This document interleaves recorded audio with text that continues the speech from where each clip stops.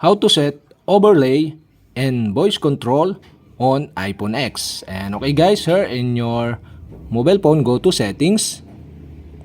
In settings, scroll down and go to accessibility.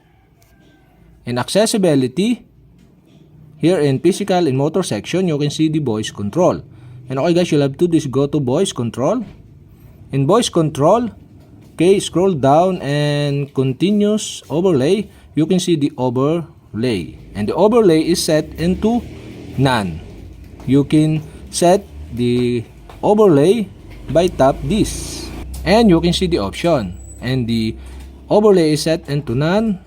And now you can set into item numbers, item names, or numbered grid.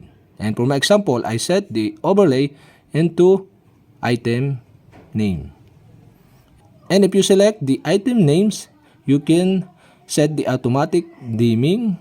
So you can turn on this by switching on the switch button on the right side and set this seconds by tap the plus sign. You can add the seconds or you can decrease the seconds. So a continuous overlay will automatically dim after the specified number of seconds. So for my example, 2:35 seconds. So okay, go back, and also you can set the dim opacity. Okay, the dim opacity is set into 25%. You can change it by tap this and adjust to the right to hide the dim opacity. Or you can adjust to the left or right. And that's it. Okay, go back.